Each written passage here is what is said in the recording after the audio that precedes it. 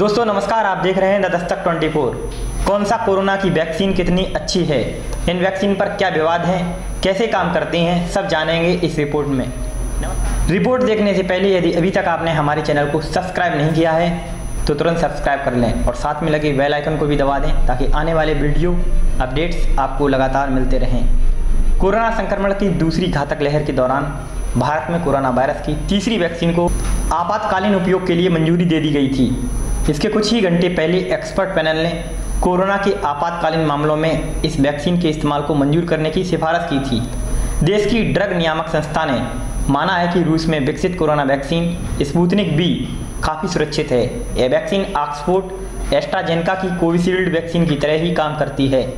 Science journal the Lancet में प्रकाशित आखिरी चरण के ट्रायल के नतीजों के अनुसार स्पुतनिक वी कोविड-19 के खिलाफ करीब 92% मामलों में सुरक्षा देता है। इस वैक्सीन की मंजूरी के साथ ही अब कोविड-19 से बचने की 3 वैक्सीन भारत में हैं। सीरम इंस्टीट्यूट ऑफ इंडिया और ऑक्सफोर्ड एस्ट्राजेनेका के सहयोग से बनी कोविशील्ड, भारत बायोटेक की कोवैक्सीन और रूस की स्पुतनिक वी। देश में अब तक पहले से स्वीकृत दोनों टीकों की करोड़ों खुराकें लोगों को लगाई जा चुकी हैं। देश में तीसरे टीके के रूप में स्पुतनिक को उस दिन मंजूरी मिली जब कुल कोरोना संक्रमण के मामले में भारत अमेरिका के बाद द्वितीय स्थान पर पहुंच गया था। केंद्र सरकार के अनुसार जुलाई अंत तक देश की प्राथमिकता सूची के 25 करोड़ लोगों को इसका टीकाकरण होना है। हालांकि विशेषज्ञों का मानना है कि देश में टीकाकरण की गति अपेक्षा से धीमी है। ऐसे में सभी के सहयोग की आवश्यकता है, तभी इस लक्ष्य को हासिल किया जा सकता है। जब यह मुहिम तेज होगी, अधिक टीकाकरण होगा तो हम संक्रमण के प्रभाव को कम कर सकते हैं। पिछले कई दिनों से देश के कई राज्य वैक्सीन की कमी की शिकायत कर रहे हैं। वैक्सीन की कमी के चलते टीकाकरण के कई केंद्रों को भी बंद करना पड़ा है। स्पुतनिक के बारे में हम क्या जानते हैं, आइए समझते हैं।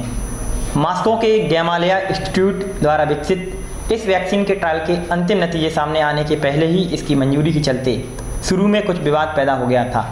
हालांकि वैज्ञानिकों के अनुसार अब इसके फायदे जाहिर हो गए हैं। इसे विकसित करने के लिए सर्दी का कारण बनने वाले वायरस का उपयोग किया गया है।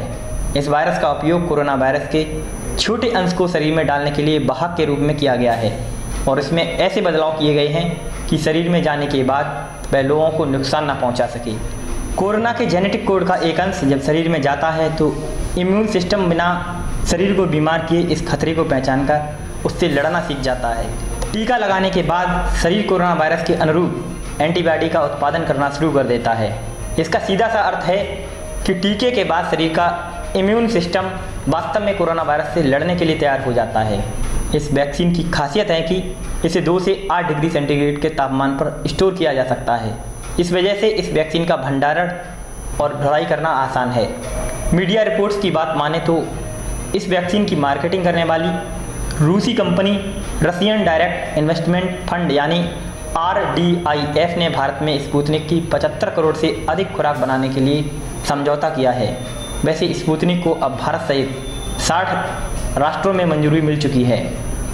RDIF ने भारत में इसके वितरण के लिए डॉक्टर रेड्डीज लैब और ग्लैंड फार्मा सहित कुल 5 कंपनियों से करार किया है। कोरोना की दूसरी वैक्सीन से अलग स्पुतनिक पहली और दूसरी खुराक के लिए टीके के 2 अलग अलग संस्करण का उपयोग करता है। इस दूसरी खुराक को पहले के 21 दिन बाद लगाया जाता है। दोनों खुराकों में कोरोना वायरस के विशिष्ट स्पाइक का लक्ष्य किया जाता है। हालांकि इसके लिए 2 अलग अलग न्यूट्रल वायरस को वेक्टर यानी रोग वाहक के रूप में उपयोग किया जाता है।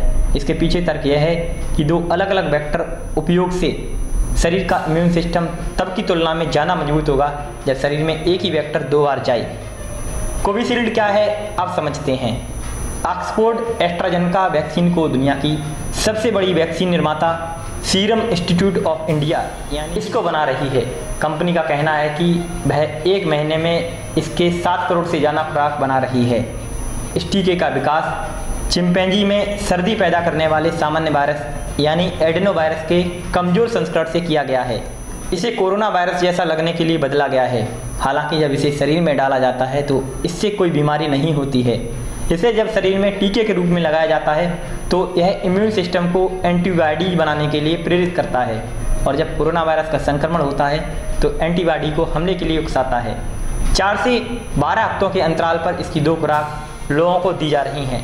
इसका भंडारण करना काफ़ी आसान है क्योंकि इसके लिए 2 से 8 डिग्री के तापमान की ज़रूरत होती है। इसके चलते आसानी से वितरण संभव हो सका।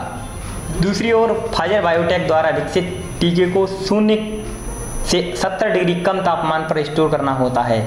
भारत जैसे गर्म देश में इतने कम तापमान पर टीकों के विशाल भंडार को स्टोर करना बहुत बड़ी चुनौती है। ऑक्सफोर्ड एस्ट्राजेनेका की वैक्सीन कोविशील्ड के अंतर्राष्ट्रीय क्लिनिकल ट्रायल बताते हैं कि जब लोगों को एक आधा खुराक और फिर एक पूरी खुराक दी गई तब वह 90% तक प्रभावी थी।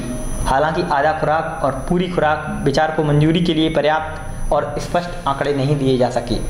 वहीं अप्रकाशित आंकड़ों से पता चला कि पहली और दूसरी खुराक के बीच एक लंबा अंतर रखा जाए तो वैक्सीन का कुल प्रभाव बढ़ जाता है। कोवैक्सीन के बारे में क्या जानते हैं, इस रिपोर्ट में देखते हैं। कोवैक्सीन एक निष्क्रिय टीका है। इसका मतलब हुआ कि इसे मरे हुए कोरोना वायरस से बनाया गया है जो टीके को सुरक्षित बनाता है। इसे बनाने वाली भारत बायोटेक ने नेशनल इंस्टीट्यूट ऑफ वायरोलॉजी द्वारा चुने गए कोरोना वायरस के सैंपल का उपयोग किया है। देश की 24 साल पुरानी कंपनी भारत बायोटेक कुल मिलाकर 16 बीमारियों से बचाव के टीके बनाती है। इन टीकों को दुनिया के करीब 123 देशों में भेजा जा रहा है।